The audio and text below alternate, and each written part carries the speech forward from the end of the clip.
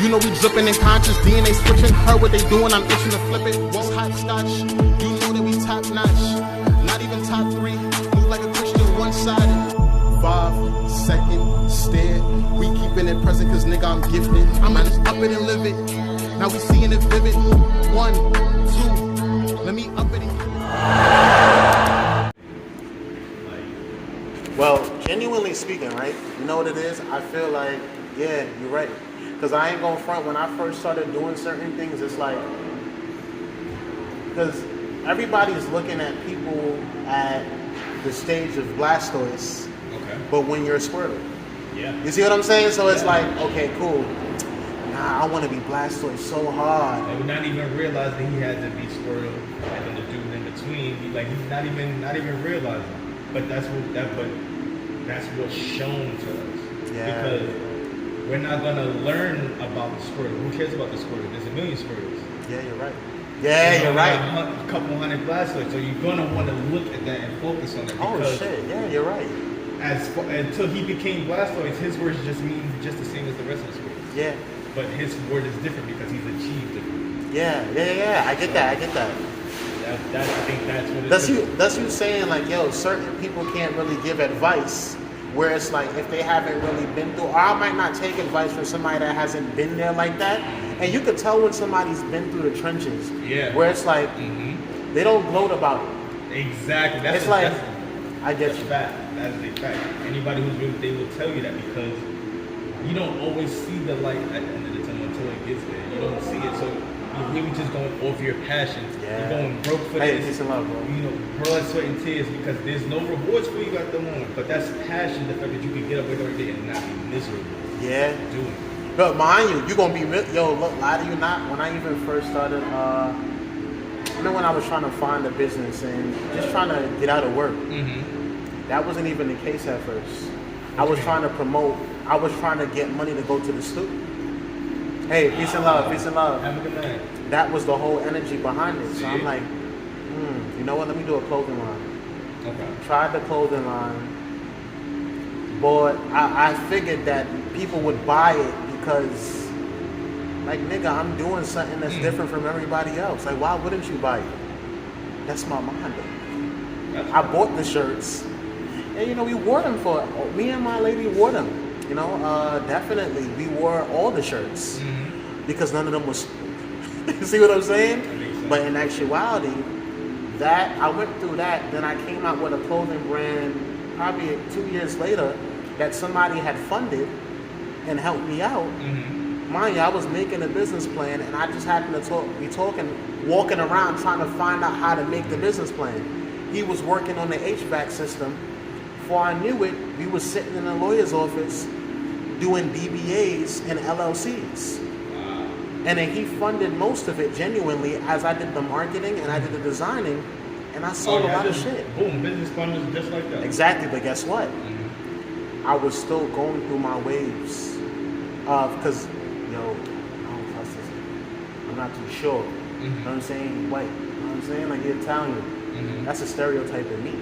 Right. See, at that point, I can't enjoy the opportunity to its entirety because I still got things internally to kind of root up. But I don't think that's necessarily a bad thing. It's a bad thing if you let it rule you and you make decisions of it. I don't think it's necessarily a bad thing because, like, that's your life experiences and experiences you've learned from others. Like, that's just being on your P's and Q's. Like, you know what I'm saying? You didn't technically, that's not saying you don't believe things can go work out, but it's hoping for the best, preparing for the worst. Hey, peace and love, peace and love. Have a good night. Hoping for the best, preparing for the worst. Well, here's the thing. Now, one decision, it did kind of, because I asked him, I said, nah, I was skeptical about giving him 50%. Okay. So I had changed a couple times, but it didn't really hurt me nothing. He understood. But I had to go through it, genuinely speaking. And it made Black Raps what it is, kind of.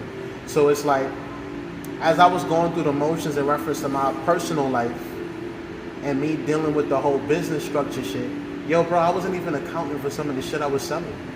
I wasn't accounting for it. I wasn't even noticing where I was getting more traffic from. I was like marketing late. You know, late. I know how to do this. Instagram was going up. Dope. But I wasn't really paying attention to what ads I was posting. Hey, peace and love. See you. What ads I was posting. You too. What ads? Responding to? No, I wasn't really on that. Besides, there's a lot of likes here. All right, cool. Let me try this and keep going. But it wasn't all for no drive of, I really want to do it. It wasn't as big. My creativity was there, but it wasn't 100% all in. You see what I'm saying? So I was getting, like, mind you, my first order, I was making clothing to match sneakers. I had looked up sneakers that was popular, but remember, I live in Brooklyn. So when I looked up sneakers that was popular, I went on StockX and things of that sort. But in actuality, motherfuckers that live in London and all that other shit may be part of the popularity of the reason why this sneaker may be popular. It might be part of the percentage. I didn't account for that. So when I ordered, it's like, wait, time out. Some of the sneakers I made clothes for, niggas out here ain't wearing. Go back to the drawing board. Came out with a couple of things, but it made me involved.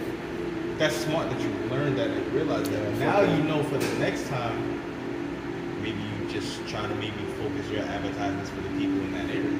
Yeah, real talk. And I was moving they say around. That happens for most businesses. Like, you're not gonna pop in your area, or you're not gonna pop with people that know you. Yeah. But you travel to the next city, next state, and next thing you know, you can. But mind you, that may be a stereotype too. Because think about it genuinely. What if you're so used to the people around you, or whatever the case may be? Because you can make it in your area. You can. But you just have to be really clear on it. But when we say make it, that means these people have to support you. So now we get into the real practicality of how many people can you really say are real ones that support? Most of the people that's going to support is people you don't know. Well, you're gonna have to manipulate the stereotypes. See, it's weird. I don't think it's necessarily a stereotype versus what's really real. All right, I get that. Because when I think about you going out of town, it's like nobody really knows you, but you're something new. So I'm like, okay, cool, that does make sense. But in actuality also, I ain't gonna front. Most of the people that bought my shit wasn't really in my area, but more so, like, for example, I remember when I had sweaters for 90. It was people that I didn't expect to buy. So it kind of confirms what you're saying. But I do feel like you could still get people to buy within your area. It's just, are you willing to understand that demographic based on what you're putting out? That's the thing. It should be easier for people to understand because that's where you're from. That's where you live. Especially when you're trying to market to people who are similar to you. But sometimes it's just crabs in a barrel. So nobody cares. Like, you know what I'm saying? They know it's you. And well, is it because it has been done already? Because if I'm putting shit out based on the people in my neighborhood or people in my section, am I going off of what's been done? So it's like, it's not nothing new? No, because we're always changing and evolving. So styles and fashions is always changing and evolving. So yeah, you're following, let's say, the same game plan, but the outfits aren't going to be the same. You know what I'm saying? People still wearing, let's put it this way. In the 80s, we seen people wearing Adidas sweatsuits left and right. Yeah. We still see people wearing sweatsuits left and right. Is it just as strictly Adidas? No. But we still see people wearing, you get what I'm saying? Yeah, I do. Like, it'll be the same thing, it'll just evolve in a matter, but that don't mean it'll necessarily disappear. So how about this? I feel like, genuinely speaking, if you want to make it in your section, the only thing that can help is consistency.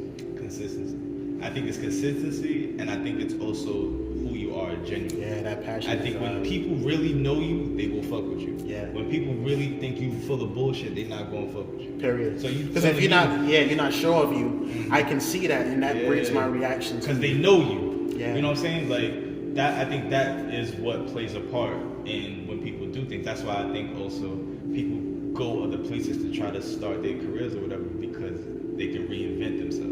Ah, I get that. And people are attached to you quicker too. That's the new thing we were saying. You got that clean slate. You knew because there's no. Well, does that make you more confident too? It can. It depends on the person. It can because I've seen people. I went to. Let's say I go to junior high school with this person. You know what I'm saying? Now we go to a different high school. Let's say 10 miles away, you know what I'm saying, half hour away from where we used to live, so we're not surrounded by people anymore. Only I know who you really are when you go home, but you could be a whole bully in this school. Yeah, true. But I know once you get what I'm saying, Yeah. so you get that advantage, and that's why I think a lot of people do leave, because they get to reinvent themselves. And you go back home, people know the real. Like you can't talk tough in your raps back home when people know you the one that just got jumped. Yeah. But if you go over to Ohio and you spit that thing, oh, that shit is fire. Yeah, I get that. And yeah, fuck. Yeah, I get that. I get that genuinely. You know, and to speak more on that genuinely, I feel I'm like, sorry to cut you off. No, you're good. It just realized, because it just made sense to me that when you do that, it's up to that point that people make their own narrative for you. Yeah. That works for them to listen. If that makes sense. Yeah, it does make sense. Because at that point, it's like, for example, a lot of times you'll hear, let's just say this. I'm gonna just give my perspective. Mm-hmm. Let's say when 50 Cent came out, you know, there was a lot of people that, mind you, he was very confident in himself, genuinely. And there's a lot of people that may not have that confidence, but get that confidence through listening to him. So it's like, okay, cool. Exactly. That's why I'm gonna fuck with him. Hey, peace and love. Have a good night. You too. That's why I'm gonna fuck with him. And before you know it, you have a lot of people that match that stereotype, and it tends to. That's just one part of it, because there may be other people listening to 50 for other reasons. But for those people you speak of, now you see those people try to emulate him. Yes. And then you also see the people that try to emulate him, and they just get eliminated because you get to see you faking this. You're not really a gangster. See? You fake. Like, my thing is with that, and you know, shout out to Pop Smoke. I feel like, genuinely speaking, when you're inspired by somebody, it is a whole different understanding than trying to be somebody. it's completely different. Completely different. Completely. And People could tell. that's something I think a lot of people don't realize until you're sort of in a similar position or reached a place in your field where you're content and feel like you can do what you want to do. Yeah, I feel like it's a freedom. It's like liberation. Yeah. So like for example, when I was rapping, my raps change over the years. Now, sometimes my raps came based on the environment I was in and the me I was within that environment. Mm-hmm. Not more so a copy, but more so of the individual that I am internally, mixed with the environment I'm around. Most involvement, evolution, and all that other shit, right? Now, being that, hey, peace and love, bro. Being that I'm in a different environment where it's like I'm here. This is my universe. Okay. So the environment I'm in does not change. So if I'm on a train and it's a bunch of homeless niggas, it's not that I'm rapping about homeless niggas. That's I'm really more what so you're living. peace and love, exactly. So more so now I'm sitting thinking I can be in my own world amongst people in their, hey, peace and love. I can be in my own world amongst people that may be in theirs, or I'm accounting for them, but I'm not using them to switch my mental, or using the environment. The environment and the people have no effect on my mental, so I can coexist. Oh, so you just like there. Straight. So like, for example, I get on the train, hey, peace and love, see you, Rocks, love. I get on the train, good night. I get on the train, and now genuinely speaking, I come up with certain raps where I block people out. Okay. Also, it's me being positive too, but I can still account for people walking. In your I'm in my zone. Yeah, you locked in, yeah. That's liberation, I feel also, where it's like you're locked into who you are enough to not be distracted by who you're not. Yeah, it doesn't even matter like where you are or what noises is going. That's a beautiful place to be locked in. Like if you ever like been in that zone and feel like you own like. I mean, we do it here all the time. But to do it while working. Oh, that's beautiful. Which is like. But it is hard. But think about it. I'm pretty sure as you're talking, I'm pretty sure you've time traveled, and then probably I can't give the time limit. You'll come back and we're here. Yeah. Yeah. Or sometimes when people walk by, it's like, oh shit, we're here. You know what I'm saying? So I feel like, genuinely speaking, even when I get in the stew, that's how, because remember, involvement, evolution. Yo, bro, when I was getting in the stew, I had thoughts of I could do bad. I just didn't focus on that. I changed it. Nah, I think I'd rather say I'm gonna be good and run with that than me focusing on But in a way of speaking, that's philosophy too. Yeah. Transmuting your emotions is by thinking the opposite of the emotion. So it's a dope feeling. I'm pretty sure you can relate.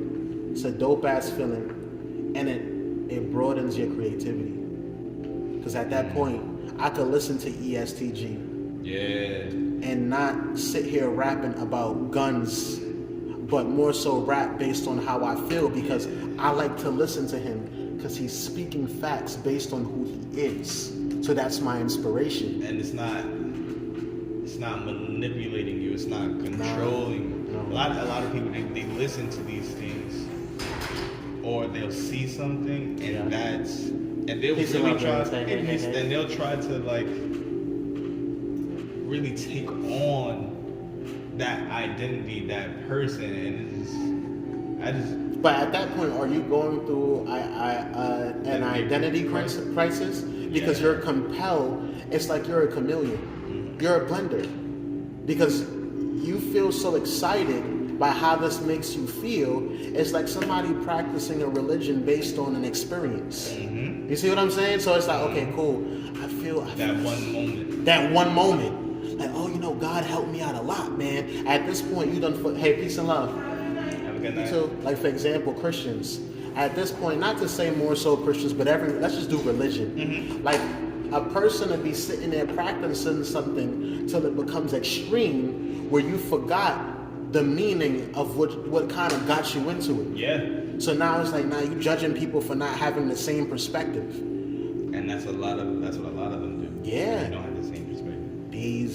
Man, listen, it's even a perspective where it's like, you see something, you want to be it based off the experience, and now you mimic the person that was already in it, not realize. It's the same understanding with the Kobe expression. Kobe was going hard, but he explained some of the trop. Plus, you can see it in how other people talk about him. Kobe sometimes will come in there and not even talk. Or Kobe will be there 2 hours before practice. That consistency means a lot. You're not being fake. You're being comfortable with who you are. A lot, and like we said, a lot of these people have identity crisis, and it shows themselves in different ways. Now they reinvent themselves because they heard a song. Now they feeling tough. You seen somebody, you seen your favorite athlete do something, so now you want to be him. Meanwhile, you don't even know who you are. Yeah. You don't even know who you are. Mind you, and that's the path. You know what's sad though? And some got different paths, but I feel like that is the path to finding out who you are. But fuck, if you in the wrong environment and you seeing a motherfucker that calls himself an OG, and you like, yo, you know what? I want to be like that because that's what I grew up around. He got shot a couple times. He shot at niggas a couple times. And now you want to embody who this person is, not accounting for what he feels internally. Because now he going through struggles that he don't, because he wants to look good. Because now he feeds off of you idolizing him. So and that's in addition with that, that's because of like what we conditioned to like see and glorify growing up. But growing up, I've never seen someone who's been in the streets, you know, young, and then they're still alive out of jail, and be good shit. Yeah. Like they'll be getting by, you know, managing. But all those glory days, you had all this jewelry, this car and that. Nobody still has that. Yeah. Nobody still even has. Oh, they're reliving that through talking about. All they're doing is just living back in their Remember when I was holding weight on that block? What does that do now when you have nothing today? What does that mean? And that's why. But what if nobody knew that you have nothing today? They know. They know because even if you have on a fly as, let's say, I'm thinking old head. So like, let's say you got on a Fila sweatsuit or Adidas sweatsuit, right? Where's all the jewelry? Yeah, facts. What car are you driving? It's in the shop. You see, now when you start really analyzing and looking, you realize all you're doing is reliving glory days, which I don't even know which is really 100% real. But what I do know is 100% real. Your ass is broke today. Well, so what difference does it make if you was a millionaire at 26 but you broke at 36? And you know what it could be? Yeah, that's sad, and it doesn't make any sense. It makes no sense. Meanwhile, you're a whole parent with a, like, you know what I'm saying? Kids are relying on you, but all you got to tell them is the shit you had in the glory days. You can't help them today. Like, none of that shit is ill to me. I remember. None of the street shit was never ill to me because I've never seen the street nigga. I remember when I used to have that 94 at classic, you know. Yeah, they could show me all the chains and jewelry, you know, all the pictures of the cars and shit, like, which is all fine and dandy. But when you're now an adult, you're 40-something years old, 50-something years old, even in your late 30s, and you have kids, you can't even afford to get them to college. I mean, and that's the biggest question. Like, you know what I'm saying? Like, you can't afford for them to go to a private, like Dad, how come you didn't maintain this? Like, why? What was the? But you know what it is. And being a kid, and sad to say, you won't have that intelligence. Hey, peace and love. You won't have that intelligence or that guidance to really be like, right. And that's when the OG in that person should come into play. Now you shouldn't even be doing that. Don't do that. Don't glorify it. Yeah. Let them know the definition of an OG. That is true. Yeah. That is true. But my thing is just like, don't glorify your highlights and only talk about your highlights. And a lot of them, their highlights is very short-lived. They don't be in the streets for 10, 15 years. You know what's crazy? Or some people do this thing, right?